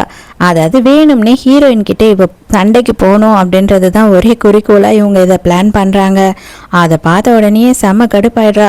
அப்போனா அவனை என்கிட்ட இருந்து இவ தான் பறிச்சுக்கிட்டாளா, அந்த நெக்லஸ்க்காக தான் இதெல்லாம் பண்ணாலா அப்படி இப்படின்னு இவ வில்லி பயங்கரமாக டென்ஷன் ஆயிடுறா. அடுத்த சீன்லேயே பார்த்தா ஹீரோவையும் ஹீரோயினையும் காட்டுறாங்க. ரெண்டு பேருமே ரொம்ப க்ளோஸாக இருக்கா மாதிரியும் ரொம்ப சந்தோஷமாக சிரித்து பேசுகிற மாதிரியும் பேசிக்கிட்டு இருக்காங்க. ஹீரோ போய் ஹீரோயினை ட்ராப் பண்ணுறான். இது எல்லாத்தையும் அவள் தொலைவில் நின்று பார்த்துக்கிட்டு இருக்கா. அப்போனா இது எல்லாத்துக்கும் காரணம் நீதானா, அப்ப எனக்கு கிடைக்க வேண்டியது நீ பறிச்சுக்கிட்டியா அப்படின்னு சொல்லிட்டு பயங்கரமா கோவப்படுறா. ஹீரோயின் வீட்டுக்கு போயிட்டு ரொம்ப கேஷுவலா இருக்கா. இதெல்லாம் தெரியாத மாதிரி பார்த்தா அவ உள்ள இருந்துதான் வரா. வந்த உடனேயே எங்க அப்பாவை ஏமாத்தி எனக்கு வர வேண்டிய சொத்தெல்லாம் பறிச்சுக்கிட்ட, எங்க அப்பா கிட்ட இருந்த பாசத்தை எல்லாத்தையும் பறிச்சுக்கிட்ட, இப்போ எனக்கு வர வேண்டிய காதலையும் நீ பறிச்சுக்கிட்டியா, இதுக்கு அப்புறமா உன்னை சும்மா விடுவேன்னு நினைச்சுக்கிட்டியா என்ன அப்படின்னு சொல்லி கேட்குறா. இவ தான் வந்து எதனா பண்ணுவா அப்படின்னு பார்த்தா ஆளுங்களையுமே கூட்டிட்டு வந்துடுறா. எனக்கு ரொம்ப ஆசையா இருக்கு, இந்த அழகான மூஞ்சில வந்துட்டு 2-3 கீரல் போட்டா அதுக்கப்புறம் என்ன நடக்குது, எவனாவது உன் பின்னாடி வருவானா அப்படின்றது தான் தோணுது. ஒரே ஒரு வாட்டி ஆசையா ஒரே ஒரு கீரல் போடவா அப்படின்னு கேட்குறா. மரண பயத்தை காட்டினா போதும், மற்றபடி வேற எதுவும் பண்ண வேண்டாம், வாங்க, அவளா நம்மளை பார்த்து பயந்து ஓடணும் அப்படின்னு சொல்லிட்டு அவங்கள கூட்டிட்டு போயிடுறா. நம்ம ஹீரோயின் அப்படியே இடிஞ்சு போய் அங்கே உட்காந்துடுறா. இவ தான் எல்லாத்துக்கும் ரெடி ஆகி தானே இதெல்லாம் பண்ணிக்கிட்டு இருக்கா. அவ வந்துட்டு இது நான் உனக்கு போட்ட ஸ்கெட்சடி, நீ எனக்கு போட்ட ஸ்கெட்ச் இல்லை, இப்போதான் கரெக்டாக வலைக்குள்ளேயே வந்திருக்க, சீக்கிரம் முழுசா உள்ள வந்துருவ அப்படின்னு நினைக்கிறா. அதோட மறுநாள் வந்துட்டு வேற ஒரு சொசைட்டி பார்ட்டி நடக்குது. அந்த பார்ட்டிக்கு போன வில்லியோட பொண்ணு நான் தான் இந்த ட்ரெஸ்ஸை இங்கே வாங்கினேன், அந்த கம்பலை அங்கே வாங்கினேன் அப்படின்னு சொல்லிட்டு இல்லாத கதையெல்லாம் அழுந்துக்கிட்டு இருக்கா. ஹீரோவும் அந்த பார்ட்டிக்கு வந்திருக்கான். ஃப்ரெண்ட்ஸ் எல்லாம் வந்துட்டு உன் கூட அவன் வந்து டான்ஸ் ஆடிட்டான் அப்படின்னா அதுதான் பெஸ்ட்டு, போய் கூப்பிடு அப்படின்னு கேட்கும் போது இவ்வளோ என்ன பண்ணுறான்னா சரி ஓகே அப்படின்னு சொல்லிட்டு ஹீரோ கிட்ட போய் இன்னைக்கு என் கூட நீ டான்ஸ் ஆடுவியா அப்படின்னு கேட்குறா. ஐயோ இன்னைக்கு நான் ஆல்ரெடி டான்ஸ் பார்ட்னரோடயே வந்துட்டேனே என்ன பண்ணுறது அப்படின்னும் போது ஹீரோயின் அங்கே நடந்து வரா.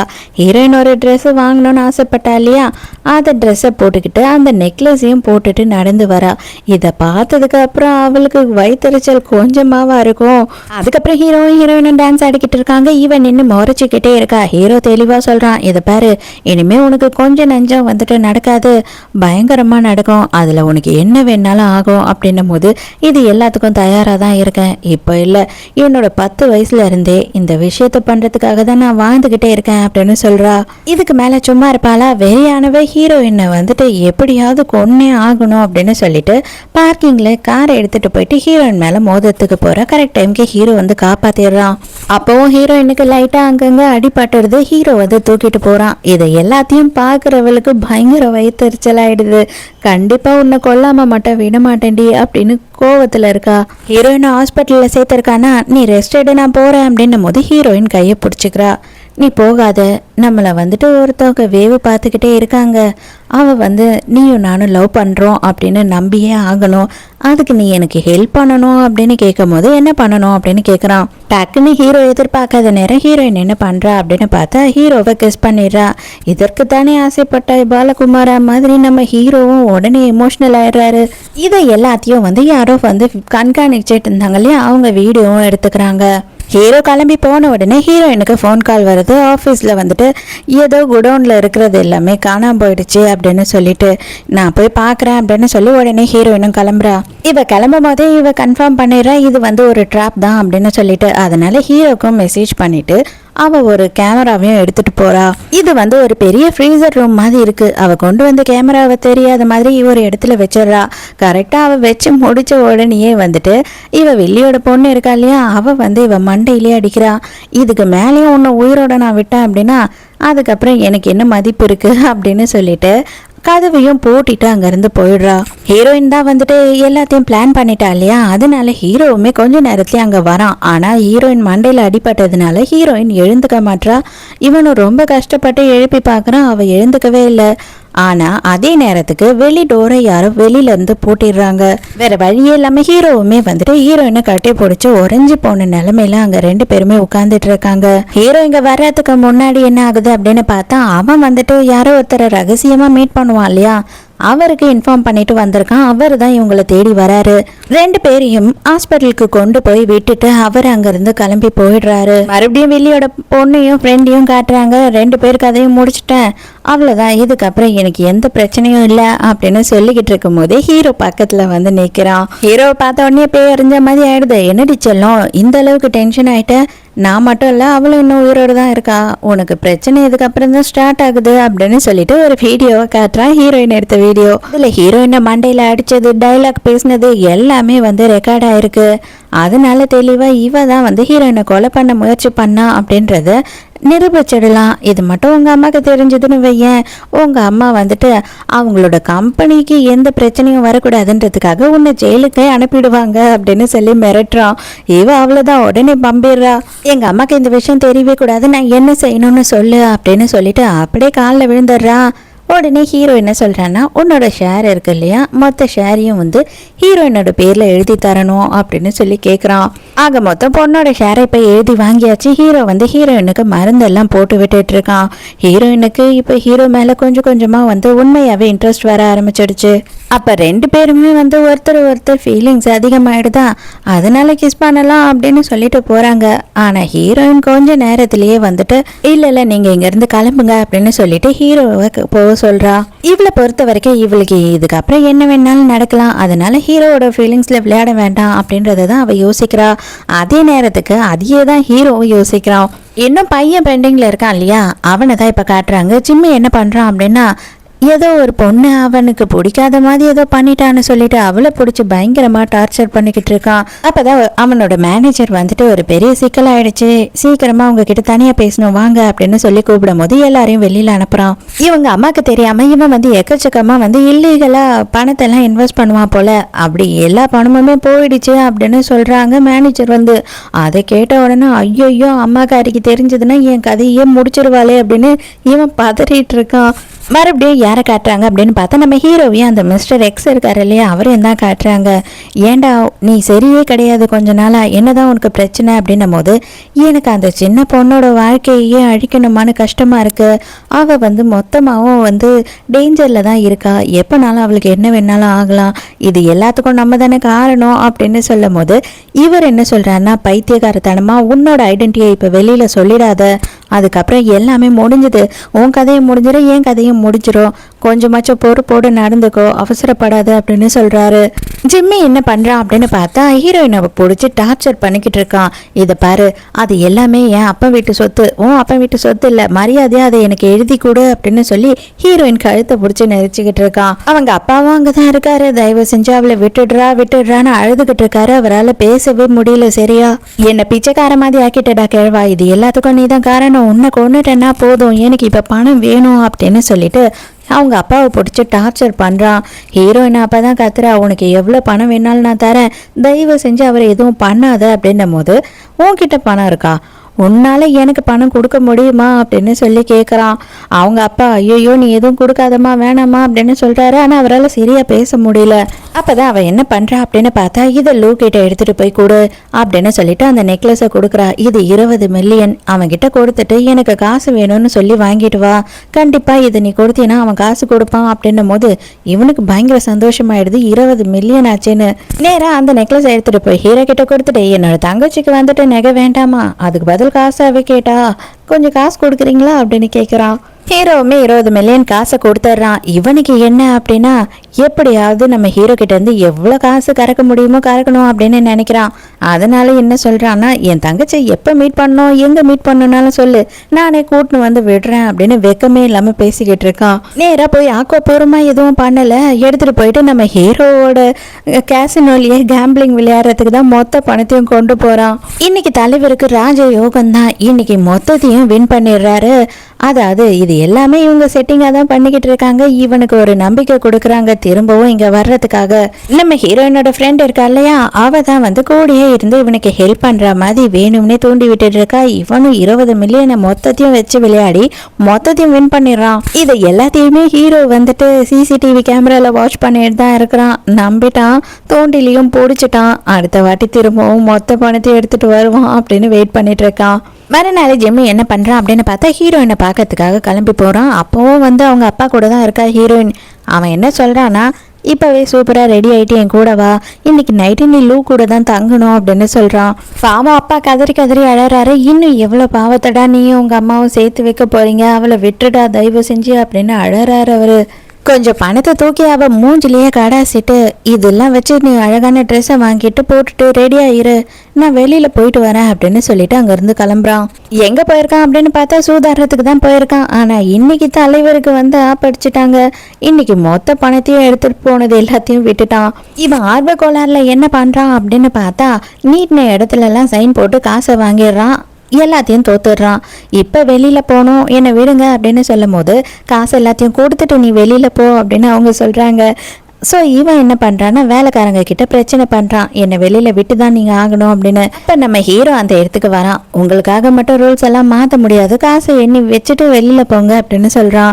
அதெல்லாம் முடியாது, நான் வெளியில் போவேன், எங்கள் அம்மா கிட்ட தான் நான் காசை வாங்கிட்டு வர முடியும் அப்படின்னு சொல்லும் போது ஹீரோ கேட்குறான், உங்கள் அம்மாவுக்கு இந்த விஷயம் தெரிஞ்சதுன்னா சும்மா விடுவாங்களா உன்ன அப்படின்னு கேட்கும் போது இவனுக்கு பரவாயில்ல, என்ன ஆனாலும் பரவாயில்ல, நான் எங்கள் அம்மா கிட்ட இதை பேசிக்கிறேன் அப்படின்னு சொல்கிறான். இவன் இப்படி தான் சொல்லுவான் அப்படின்னு சொல்லிட்டு ஆல்ரெடி அவங்க கெஸ் பண்ணியிருக்காங்க. அதனால என்ன பண்ணுறாங்க அப்படின்னு பார்த்தா மீடியாக்காரங்களெல்லாம் கூட்டிகிட்டு வந்து வச்ச உடனே, என்ன சார் நீங்கள் எவ்வளோ பெரிய குடும்பத்தை சேர்ந்தவங்க, நீங்களே வந்து இந்த மாதிரிலாம் சூதாடலாமா அப்படி இப்படின்னு மைக்கு கொண்டு வந்து வாயிலேயே விடுறாங்க. ஐயோ இது டிவியில் வந்ததுன்னா நான் செத்தண்டா அப்படின்னு இவன் திரும்ப உள்ளேயே ஓடிடுறான். சரி ஓகே, எனக்கு தெரிஞ்ச குடும்பத்தை சேர்ந்த பையனா போயிட்ட, 2 நாள் டைம் தரேன், 2 நாள் டைம்குள்ள நீ எல்லா காசையும் எடுத்துட்டு வந்து கொடுக்கணும், இல்லை அப்படின்னா இந்த நியூஸை ஃபர்ஸ்ட் மீடியாவுக்கு அனுப்புறதா இல்லை உங்கள் அம்மாவுக்கு அனுப்புறதான்னு நான் யோசிப்பேன், கையெழுத்து போட்டு கொடுத்துட்டு கிளம்பு அப்படின்னு சொல்லி இப்போவும் ஒரு கையெழுத்தை வாங்கிக்கிட்டு தான் அனுப்புறான். நேராக வீட்டுக்கு போனவன் என்ன பண்ணுறான் அப்படின்னு பார்த்தா அவங்க அம்மா ஊரில் இல்லைன்னு சொல்லிட்டு அவங்களோட நகைங்க பணங்க எல்லாத்தையும் லாக்கர்லேருந்து எடுத்துக்கிறான். எடுத்த கையோட ஹீரோயினை பார்க்கறதுக்கு போகிறான். பார்த்துட்டு, இதை பாரு, அவ்வளோ பெரிய நெக்லஸை நீ எனக்காக கொடுத்த, அதனால தான் ஏதோ உனக்கு செய்யணும்னு போல இருந்தது, இந்த மோதிரத்தை நீ வச்சுக்கோ, உனக்காக தான் இதை நான் ஆசையாக வாங்கிட்டு வந்தேன் அப்படின்னு சொல்லி ஹீரோயின் கையில் போடுறான். ஹீரோயின் வேண்டாம் அப்படிங்கிறா. தயவு செஞ்சு இதை நீ வச்சுக்கிட்டு தான் ஆகணும் அப்படின்னு கம்பல் பண்ணிட்டு அவகிட்டே கொடுத்துட்டு வந்துடுறான்.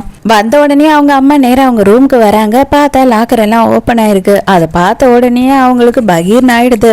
உடனே அவங்க கிட்ட என்ன கதை விடுறான் அப்படின்னு பார்த்தா, அம்மா நேற்று வந்துட்டு ஹீரோயின் தாம்மா உங்கள் ரூமுக்கு வந்தா, அதை நான் பார்த்தேன் அப்படின்னு சொல்லும் போது இவங்களுக்கு மனசுக்குள்ள இதை நீ தான் பண்ணிருப்பேன்னு எனக்கு தெரியும்டா அப்படின்னு தோணுது. சைலண்டா இருந்துடுறாங்க. இவன் போயிட்டு ஹீரோயினோட பர்ஸ்ல இருந்து, பாத்தீங்களா இதோ இவ தான் திருடி அப்படின்னு சொல்லிட்டு மோதிரத்தை எடுக்கும் போது ஹீரோயின் இதை நான் எடுக்கல அப்படின்னு சொல்றா.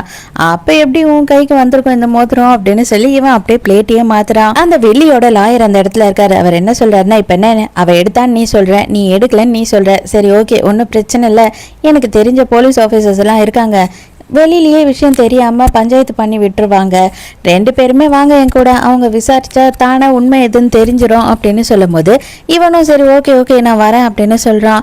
ஹீரோயினும் சரி ஓகே அப்படின்னு ஒத்துக்கிறா. இவன் என்ன பண்ணுறான்னா ஹீரோயினை மட்டும் ஃபர்ஸ்ட் ஒரு காரில் கூட்டிகிட்டு வரான். அவன் பின்னாடியே வர நீங்கள் போங்கன்னு சொல்லிடுறான். ஹீரோயினை வந்துட்டு ஏதோ ஒரு கிளப்பு மாதிரி இடத்துக்கு தான் கூட்டிகிட்டு வரான் இந்த ஆள். அங்கே இருக்க ஆளுங்களோட பார்வையே கொஞ்சமும் சரியில்லை. ஹீரோயின் பயப்படுறா. வாமா வாமா இங்கே தான் இருப்பாங்க, நம்ம லீகலாக பண்ணல, அதனால தான் போலீஸ் இங்க இருப்பாங்க, நீ வா அப்படின்னு ஒரு ரூம்க்கு கூட்டிட்டு போய் பூட்டி விட்டுறான். அங்க பார்த்தா ரூம்குள்ள ஆல்ரெடி ஒருத்தன் இருக்கான். வாமா வாமா என்னதான் பிரச்சனை, நம்ம 2 பேரும் பேசி தீர்த்துக்கலாம் வா அப்படின்னு சொல்லி கூப்பிட்டு பிரச்சனை பண்றான். ஆக்சுவலா இவங்க பிரச்சனையை பேசுறதுக்கெல்லாம் வரல, ஹீரோயினை வேணும்னே தான் இங்க கொண்டு வந்து விட்டுருக்கானுங்க. ஹீரோயினை தேடிக்கிட்டு ஹீரோ கொஞ்ச நேரத்துலயே அந்த இடத்துக்கு வந்துடுறான். ஏன்னா இவங்களுக்கு தான் எல்லாமே தெரியும் இல்லையா, இதெல்லாம் நடக்கும்னு சொல்லிட்டு.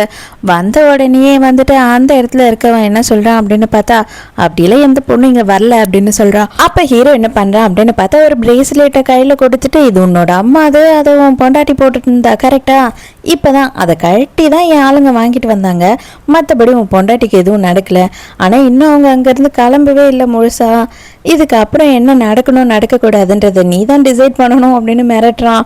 நல்ல வேலையா ஹீரோயினுக்கு எதுவும் ஆகிறதுக்குள்ள ஹீரோ அந்த இடத்துக்கு வந்துடுறான். அவனை அடி பொழந்து எடுத்துறான். என்னதான் இதெல்லாம் அவங்களுக்கு தெரிஞ்சிருந்தாலுமே இப்படியெல்லாம் நடக்கும் போது ஹீரோயினுக்கு கஷ்டமா தானே இருக்கும். அவ வந்து எமோஷனலா பயங்கரமா டேமேஜ் ஆயிடுறா. இப்பதான் கதையில ஒரு முக்கியமான ட்விஸ்ட். ஹீரோ வந்துட்டு காப்பாத்தி ஹீரோயினை தூக்கிட்டு போயிட்டு இருக்கான். ஹீரோவை நல்லா ஒத்து ஹீரோயினை இப்பதான் பாக்குறா. பார்க்கும் போது அவங்க அப்பாவை கொலை பண்ணவனோட மூஞ்சி தான் அவ கண்ணு முன்னாடி வந்துட்டு போகுது. அது வேற யாரும் இல்ல, நம்ம ஹீரோ தான். எதையுமே கொஞ்சமும் ரியாக்ட் பண்ண ஹீரோயின் என்ன பண்றா அப்படின்னு பார்த்தா வீட்டுக்கு வந்துடுறா. வீட்டுக்கு வந்துட்டு செம்ம சூப்பரா ரெடி ஆயிட்டு கத்தி எல்லாத்தையும் வந்து ப்ரிகாஷனாக எடுத்து வச்சுக்கிறா. இதுக்கப்புறமும் உன்னை நான் சும்மா விட மாட்டேன், என் கூடியே இருந்திருக்க, நான் எங்கெல்லாமோ உன்னை தேடி அலைஞ்சேன் அப்படின்னு சொல்லி ஹீரோவை கொலை பண்ண ரெடி ஆயிடுறா. ஹீரோவை பார்க்க போனவ இவளுக்கு சந்தேகம் வந்ததுனால, எங்கள் அப்பா என்னோட ஃபேமிலி இறந்த அன்னைக்கு நீ எங்கே இருந்த, அந்த வருஷம் நீ என்ன பண்ணிட்டு இருந்த அப்படி இப்படின்னு கேட்கும் போது ஹீரோக்கு டவுட் வந்துடுது. அவன் வந்து நான் இந்த ஊர்லேயே இல்லை, என் அண்ணன் கூட பிஸ்னஸ் பண்ணிட்டு இருந்தேன் அப்படின்னு சொல்கிறான். ஹீரோ சொல்கிறதுல எந்த ஒரு நம்பிக்கையும் கிடையாது. அதனால இவன் என்ன பண்ணுறான் அப்படின்னு பார்த்தா, எப்படியாவது அவனோட இடுப்பில் இருக்க டேட்டுவை பார்க்கணும் அப்படின்னு நினச்சி ஹீரோ கிட்ட ரொமான்ஸ் பண்ண போகிறா. அப்படியே ஹீரோவை கிஸ் பண்ணிக்கிட்டே வந்துட்டு அவ மறைச்சி எடுத்துட்டு வந்து கத்தியை கையில் எடுக்கிறா. அப்போ ஹீரோ என்ன சொல்கிறான் அப்படின்னா, இதை பாரு, நீ யாரோன்னு நினச்சி இதெல்லாம் பண்ணிகிட்டு இருக்கேன்னு எனக்கு நல்லா தெரியும். ஆனால் ஒன்று மட்டும் சொல்கிறேன், நீ நினைக்கிற மாதிரி அவன் நான் கிடையாது அப்படின்னு சொல்கிறான். இவளுக்கு என்ன பண்ணுறதுன்னே புரியல. ஒருவேளை உண்மையாகவே சின்ன வயசில் நம்ம பார்த்ததுனால நமக்கு கரெக்டான முகம் தெரியலையோ அப்படின்னு இவளே இப்போ குழப்பமாயிடுறா. அதே நேரத்துக்கு ஜிம்மி என்ன பண்ணுறான் அப்படின்றத தான் காட்டுறாங்க. ஆக்சுவலாக வந்துட்டு நம்ம ஹீரோவோட கேசினோவில் ஒரு பொண்ணு வேலை செய்கிறான். அவள் தான் வந்து கேமு மொத்தமாகவே ப்ளே பண்ணுவாள். அவள் கையில் தான் இருக்குது தோக்குறதும் ஜெயிக்கிறதும். அவளை தனியாக மீட் பண்ணுறான். மீட் பண்ணி நீ தான் அங்கே எல்லாமேன்னு எனக்கு தெரியும், எனக்காக நீ வந்துட்டு கேமை எல்லாத்தையும் முடிச்சு கொடுக்கணும், ஆனால் உனக்கும் எனக்கும் இருக்க டீலிங் யாருக்கும் தெரியக்கூடாது அப்படின்னு சொல்லிட்டு எக்கச்சக்கமான பணத்தை எடுத்துகிட்டு போய் அந்த பொண்ணு கிட்ட கொடுக்குறான். அவளும் ஓகேன்னு ஒத்துக்கிறா. மறுநாள் கேமும் ஸ்டார்ட் ஆகுது. அந்த பொண்ணு தான் விளையாட்டை ஸ்டார்ட் பண்ணி வைக்கிறான். அவ வந்து இவனுக்கு சார்பாகவே விளையாடிக்கிட்டு இருக்கா. இவன் இருக்கிற எல்லாத்துலயும் வின் பண்ணிட்டே இருக்கான். பயங்கர சந்தோஷமா இருக்கான். அதுக்கப்புறம் தான் ஹீரோ அந்த இடத்துக்கு வரான். அவன் என்ன சொல்றான் அப்படின்னு பார்த்தா, இன்னைக்கு கேம்ல எனக்கு கொஞ்சம் சந்தேகமா இருக்கு, நீங்களே வின் பண்ணிக்கிட்டு இருக்கீங்க, இது ஏதோ தப்பா இருக்கு, நான் உங்க கூட ப்ளே பண்றேன் அப்படின்னு சொல்லும் போது, அப்படியா, ரொம்ப சந்தோஷம், என்கிட்ட வந்து சில ட்ரிக் இருக்கு, அதை வச்சுதான் நான் வின் பண்றேன் அப்படின்னு சொல்றான். மொத்த காசையும் வின் பண்ணது எல்லாத்தையுமே வச்சு விளையாடுறான். இந்த வாட்டி அவன் அந்த பொண்ணை நம்பி விளையாடுறான். அந்த பொண்ணு வந்து ஹீரோ கிட்ட வேலை செய்யறா. அவ எப்படி இவனுக்கு சார்பா இருப்பா பாருங்க. அவ்வளவுதான், மொத்தத்தையும் அடிச்சு நாமம் போட்டுடுறாங்களா. இப்பதான் அவனுக்கு புரிய வருது, அந்த பொண்ணு மேல செம்மையா கோவம் போடுறான். இது எல்லாத்துக்கும் நீ தான் காரணம் இல்ல அப்படின்னு கேட்கும் போது அவ சைலண்டா இருக்கா. அப்பதான் ஹீரோ என்ன சொல்றான் அப்படின்னா, உனக்கு ஒரே ஒரு லாஸ்ட் சான்ஸ் கொடுக்குறேன், என் கூட வந்து ஒரே ஒரு கேம் விளையாடு, அந்த கேம்ல நீ வின் பண்ணிட்ட அப்படின்னா நான் இருக்கிற எல்லாத்தையும் மொத்தத்தையும் உன் கையிலேயே கொடுத்துட்றேன், ஆனா இதுவே நீ அதில் தோற்று போயிட்ட அப்படின்னா உன்னோட ஷேர் மொத்தத்தையும் எனக்கு எழுதி கொடுக்கணும் அப்படின்னு கேட்குறான்.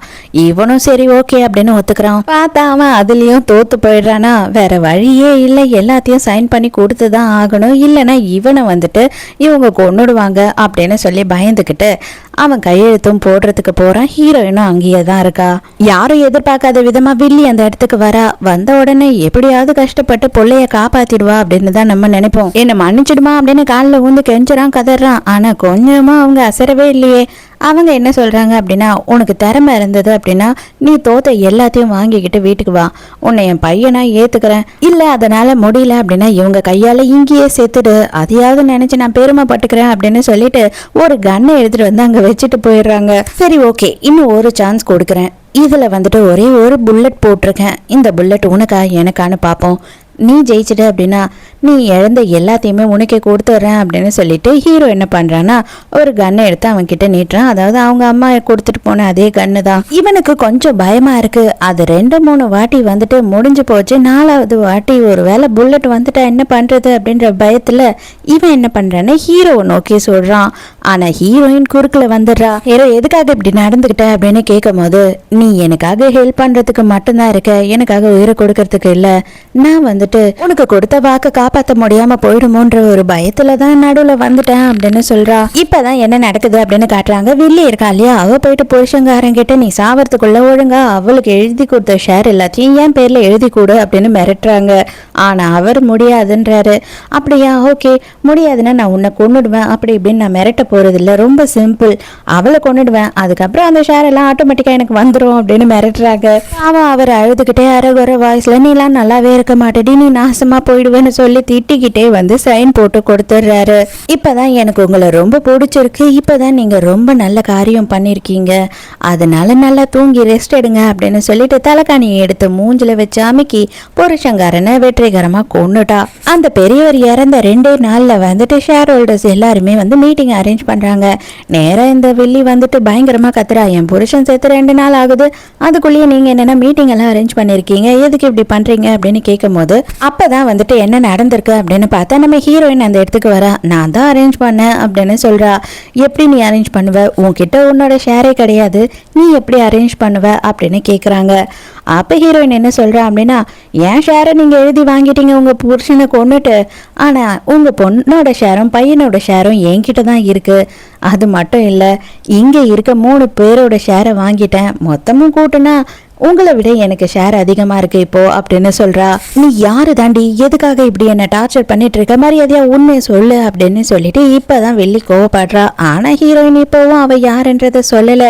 சிரிச்சுக்கிட்டே அந்த இடத்த விட்டு உங்களுக்கு இன்னும் 2 நாள் தான் டைம், அந்த சேர்மன் போஸ்டிங்ல இருந்து நீங்களாவே ரிசைன் பண்ணிடுங்க அப்படின்னு சொல்லிட்டு போயிடுறா. இந்த மாஃபியா லீடர் இருக்கான் இல்லையா, அவனுக்கு இப்பதான் ஹீரோயின் வந்துட்டு அந்த இறந்து போன ஃபேமிலியோட பொண்ணு, மிஸ் ஆன பொண்ணு அவதான் அப்படின்றது தெரிய வருது. அவளை எதுக்காக இந்த பேங்க் கூட்டின்னு வந்து வளர்த்துட்டு இருக்காரு அப்படின்னு சொல்லி இவங்களே பயங்கர குழப்பத்துல இருக்காங்க.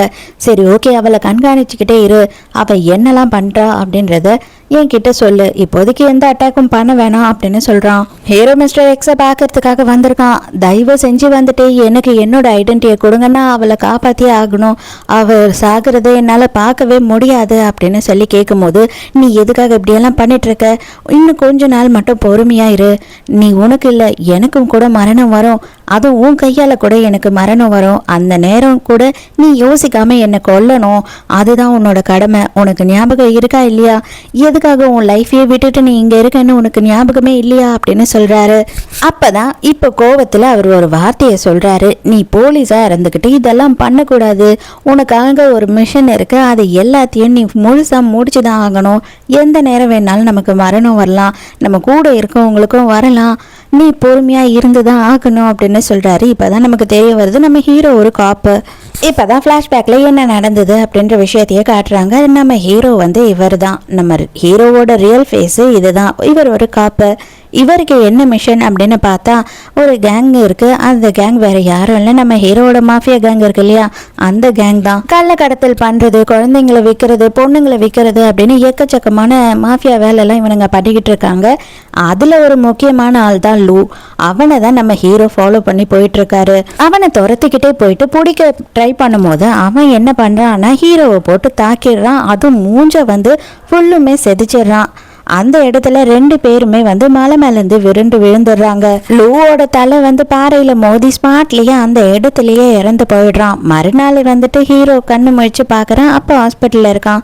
இவனோட மூஞ்சி முழுசுமே செதிஞ்சு போச்சு. மிஸ்டர் எக்ஸ் இருக்காரு இல்லையா, அவர் தான் நம்ம ஹீரோவோட சீனியர். அவர் என்ன சொல்றாருன்னா, உன்னோட முகம் செதஞ்சிடுச்சு, உனக்கு எந்த ஒரு ஃபேமிலியும் கிடையாது, நீ ஆர்ஃபனேஜில் தான் வளர்ந்து படிச்சிருக்க, ஸோ நீ என்ன பண்ணலாம் அப்படின்னு பார்த்தா இதில் முழுமையாக இறங்கி உன்னையே வந்துட்டு அர்ப்பணித்து இந்த விஷயத்த செஞ்சு முடிக்கலாம், அதனால நீ என்ன தப்பாக நினச்சிக்காத, உனக்கு நான் வந்து லூவோட ஃபேஸை கொடுத்துட்டேன், அந்த கேங்ல இனிமே நீ தான் லூ அப்படின்னு சொல்றாரு. அதனால 10 வருஷமா வந்துட்டு நம்ம ஹீரோ காப்புன்றதையும் மறந்து லூவா வாழ்ந்துகிட்டு இருக்கான். இவங்களை பத்தி எல்லாத்தையும் தெரிஞ்சு இவங்களோட வெளிநாட்டு கான்டாக்டை எல்லாத்தையும் ஒரே மொத்தமா அழிக்கணுன்றதுக்காக மறுபடியும் பிரசன்ட்ல காட்டுறாங்க. ஹீரோ வந்து அலறி அடிச்சுக்கிட்டு ஒரு ஃபோன் காலை பார்த்து பயந்து எழுந்துக்கிறான். என்ன அப்படின்னு பார்த்தா ஹீரோவோட பாஸ் கிட்ட இருந்து தான் வருது. நம்மள வேவ் பார்த்துட்டு இருந்த ஸ்பை ஒருத்தன் நம்ம கையில மாட்டிருக்கான், சீக்கிரமா கிளம்பி வா அப்படின்னு சொல்றான். ஹீரோ அங்க போய் பார்க்கும் போதுதான் தெரியுது இவனோட சீனியர் ஆபீசர் தான் அங்க மாட்டிக்கிட்டாரு. பயங்கரமா சித்திரவதை பண்ணிக்கிட்டு இருக்கானுங்க போட்டு. அவரை எங்களோட பார்ட்டெல்லாம் முடிச்சிட்டோம், இனிமே நீ மட்டும்தான்,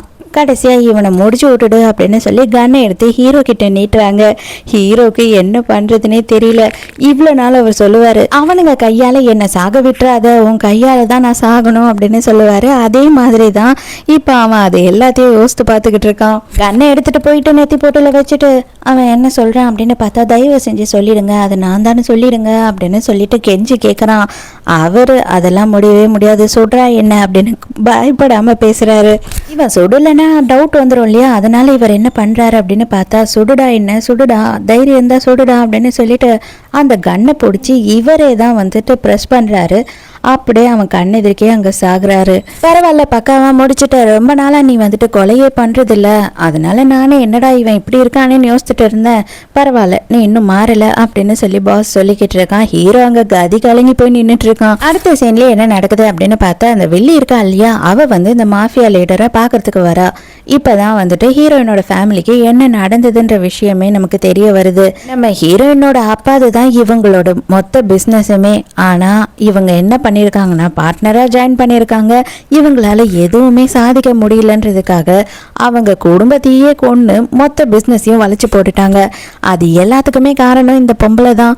அவங்க புருஷங்கார எவ்வளோ சொல்லியும் கேட்காம இந்த வேலையெல்லாம் இந்த மாஃபியா லீடரை வச்சு முடிச்சுட்டா. இப்பதான் ஹீரோயின் யாரு அப்படின்ற விஷயத்தையே வந்துட்டு வில்லிக்கு இவன் சொல்லிடுறான். சொன்ன உடனேயே வந்துட்டு நான் என்ன சொல்றேனோ அதை மட்டும்தான் நீங்க செய்யணும் இதுக்கப்புறம் அப்படின்னு அவளும் சொல்லிடுறா. இப்பதான் வில்லி வந்து செம்மையான ஒரு பிளானை பண்றா. என்ன பண்றா அப்படின்னு பார்த்தா, இந்த மாஃபியா லீடர் இருக்கான் இல்லையா, அவனையே டைரக்டா ஹீரோயின் கிட்ட அனுப்புறா. அவன் போன உடனே அவனை ஒரு போலீஸ்னு இன்ட்ரடியூஸ் பண்ணிக்கிறான். உங்களை பத்தியும் உங்களோட ஃபேமிலியை பத்தியும் மொத்த டீட்டெயிலும் எனக்கு தெரியும். நீங்க வந்துட்டு உங்க ஃபேமிலியை கொண்ட கொலைகாரனை தேடிக்கிட்டு இருக்கீங்கன்னு எனக்கு தெரியும். அவன் யாருன்னு உங்களுக்கு சொல்ல போறேன் அப்படின்னு சொல்லிட்டு ஹீரோவோட பேர் அதான் லூ, அவனோட பேரை சொல்லிடுறான். இவங்களோட ஃபேமிலியை கொண்டாங்க இல்லையா, அது மொத்தத்தையுமே ரெக்கார்ட் பண்ணியிருக்காங்க அந்த வில்லி கேட்டதுக்காக.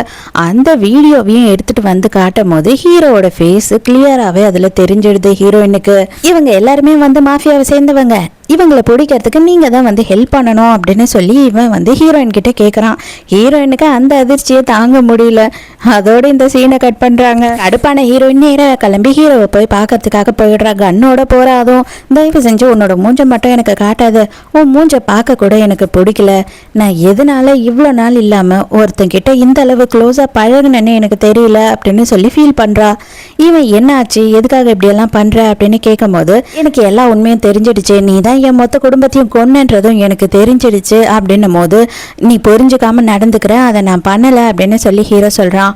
அதுக்கு உடனே ஹீரோயின், இல்ல அதுக்கான ஆதாரம் எல்லாமே என்கிட்ட இருக்கு, இதுக்கு மேலேயும் உன்னால என்கிட்ட போய் சொல்லி ஏமாத்த முடியாது. இவ்வளவு நாளுமே அந்த கொஞ்சம் கூட இறக்கமே இல்லாம எவன் அந்த வேலையை பண்ணான் அப்படின்ட்டு அவன் மூஞ்ச பார்க்கணும்னு ஆசைப்பட்டுட்டு இருந்தேன். அவன் மூஞ்ச பார்த்து அவனோட கண்ணுல அந்த மரண பயத்தை பார்த்து சந்தோஷப்பட்டு அவனை கொல்லணும்னு நினைச்சேன். ஆனா அதுக்கான இது எனக்கு இப்போதைக்கு இல்ல, தைரியமும் இல்லை தெம்பும் இல்லை. ஸோ நீ அப்படியே இரு, நான் உன்னை சுட்டுடுறேன் அப்படின்னு சொல்கிறா. ஹீரோக்கு படப்படன்னு ஆயிடுது. ஐயோ இவன் உண்மையாகவே சுட்டுடுவாளோ அப்படின்னு பயமே வந்துடுது ஹீரோக்கு. இப்போ தான் கதறி கதறி ஆயிடுது. ஹீரோயின் என்ன சொல்கிறா அப்படின்னு பார்த்தா, நான் உன்னை தெரியாமல் லவ் பண்ணி தொலைச்சிட்டேன், அதனால என்னால் வந்து உன்னை கொல்ல கூட முடியல அப்படின்னு சொல்லி ரொம்ப ஃபீல் பண்ணுறா.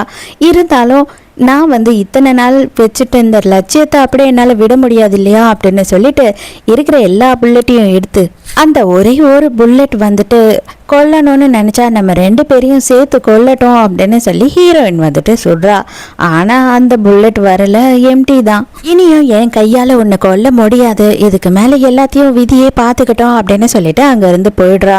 ஹீரோ வந்து இப்போவும் வந்து உண்மையை ஏன் சொல்லலை அப்படின்னு பார்த்தா, இவனோட உண்மையான ஐடென்டி வெளியில் வரக்கூடாதுன்றதுக்காக தான் இவனோட சீஃப் அங்கே இறந்தே போனார்.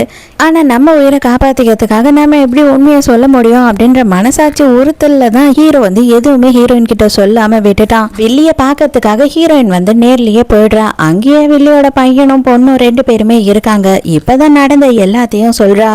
எங்கள் குடும்பத்தையே வந்து பணத்துக்காக கேவலமாக கொண்டுட்டீங்க, உங்களால் சாதிக்க முடியல அப்படின்றதுக்காக என் தம்பி சின்ன பையன் அவனை கூட மனசாட்சியே இல்லாமல் கொண்டு அந்த வீடியோவை பார்த்து ரசிச்சிருக்கீங்க, இவ்வளோ கேவலமானவங்க தான் நீங்கள் அப்படின்னு சொல்லி சொல்லும் போது தான் பசங்களுக்கே அம்மா இவ்வளோலாம் பண்ணியிருக்காளா அப்படின்னு தோணுது.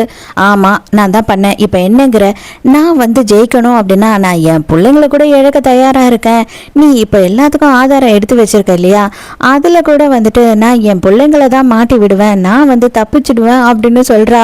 அதை கேட்டு கேட்டுட்டு பையனும் பொண்ணும் செம்மையா ஷாக் ஆயிடுறாங்க. பார்க்கலாம், நான் எல்லாத்தையும் இழந்து என் வாழ்க்கையே தொலைச்சி உங்களை வந்துட்டு பிடிக்கணுன்ற காரணத்துக்காக தான் இவ்வளோ நாளும் வாழ்ந்துகிட்டு இருந்தேன். போலீஸ் கிட்ட தான் போக போறேன். நான் நேர்மையாக தான் இதை எல்லாத்தையும் டீல் பண்ண போறேன். இதுக்கப்புறமும் கடவுள் யார் பக்கம் இருக்காருன்னு பார்க்கலாம் அப்படின்னு சொல்லிட்டு ஹீரோயின் அங்கிருந்து போயிடுறா. பசங்க 2 பேருமே வந்துட்டு அவங்க அம்மாவை கேவலமா திட்டுறாங்க. இதுக்கு மேலேயும் நீ எல்லாம் உயிரோடையே இருக்கக்கூடாது, நீ எல்லாம் பொம்பளையே கிடையாது அப்படின்னு சொல்லிட்டு அம்மாவையே செம்மையா திட்டிட்டு இருக்காங்க. அதே நேரத்துக்கு ஹீரோயின் என்ன பண்றா அப்படின்னு பார்த்தா இவகிட்ட இருக்க எல்லா ஆதாரத்தையும் எடுத்துட்டு போயிட்டு இந்த மாஃபியா லீடர் இருக்கான் இல்லையா, அவன் தான் என்னவோ உண்மையான பெரிய காப்புன்னு நினைச்சுக்கிட்டு அவன் கிட்ட ஹெல்ப் கேட்குறா. இது எல்லாத்தையும் உங்ககிட்ட கொடுக்குறேன், நீங்க நேர்மையா எனக்கு விசாரிச்சு அதுக்கான தண்டனையை அவங்களுக்கு வாங்கி தரணும் அப்படின்னும் போது கண்டிப்பா நான் உனக்காக இதை செய்யறேம்மா, நீ என்கிட்ட கொடுமா அப்படின்னு நல்லவர் மாதிரி அவரும் கேட்குறாரு. அப்பதான் ஹீரோ அந்த இடத்துக்கு வரான். வந்த உடனேயே இதை பாரு, அவன் கிட்ட கொடுக்காது, அவன் வந்துட்டு காப்பெல்லாம் கிடையாது, நான் தான் உண்மையான போலீஸு, நான் உனக்கு ஹெல்ப் பண்றேன், தயவு செஞ்சு அவனை நம்பாத அப்படின்னு சொல்லும் போது இவனும் மாறி மாறி 2 பேருமே நான் தான் போலீஸுன்றாங்க. ஹீரோயினுக்கு பயங்கர கன்ஃபியூஷன் ஆயிடுது. ஹீரோயினுக்கு ஹீரோ மேல ஒரு காதல் இருக்கு இல்லையா, அவன் நடந்துகிட்ட எல்லா விஷயத்துலயும் ஒரு உண்மை இருக்கு, இவளை காப்பாற்றணுன்றதுக்காகவே அவன் வந்து எல்லா விஷயமும் பண்ணான், அவன் உயிரையே கொடுக்கவும் துணிஞ்சான் இல்லையா, அதெல்லாம் யோசிக்கும் போது இவன் சொல்றது தான் உண்மையா இருக்கும் அப்படின்னு தோணுது.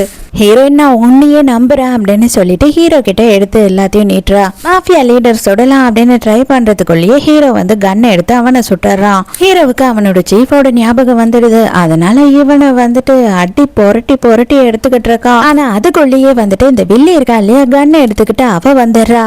இவனை காப்பாத்துறதுக்காகவும் அந்த ப்ரூஃப்காகவும் கொஞ்சம் கூட யோசிக்காம ஹீரோயின் அந்த ப்ரூஃபை கொடுக்கலன்னு சொன்ன உடனே ஹீரோவை சுட்டுறா.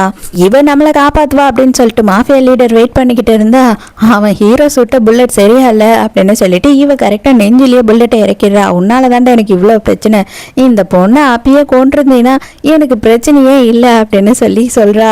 எங்க ஹீரோவை சுட்டு கொண்டுடுவாளோன்ற பயத்துல ப்ரூஃபை எல்லாத்தையுமே வந்து வில்லி கிட்ட ஹீரோயின் கொடுத்துட்றா. நீங்க எல்லாருமே செத்தா மட்டும்தான் எனக்கு நிம்மதி இருக்கும், இல்லைன்னா என்னால நிம்மதியா வாழவே முடியாது அப்படின்னு சொல்லிட்டு ஹீரோயினை சுடலாம் அப்படின்னு போகும்போது ஹீரோ குறுக்கால வந்துடுறான்.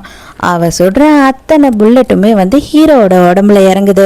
ஆனா என்ன, ஹீரோவை காப்பாற்றவே முடியல, ஹீரோ அவ்வளவுதான் சாக போறான். அப்ப கடைசி நேரத்துலயும் என்ன சொல்றான் அப்படின்னா, எல்லாமே முடிஞ்சது, உன்னோட விஷயத்த நல்லபடியா நான் முடிச்சு வச்சுட்டேன், இதுக்கப்புறமாவது ஒரு சந்தோஷமான வாழ்க்கையை நீ வாழணும் அப்படின்னு சொல்லி கேட்குறான்.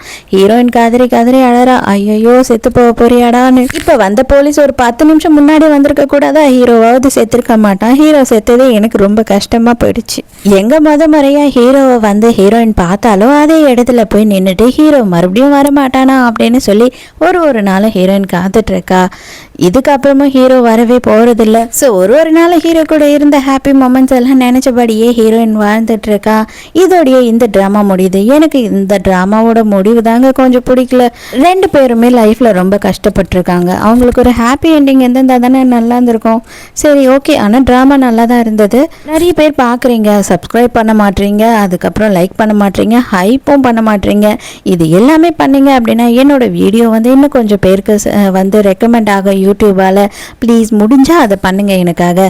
ஸோ நாளைக்கும் மறக்காம கதை கேட்க வந்துருங்க, நானும் மறக்காம கதை சொல்ல வந்துடுறேன். பாய்.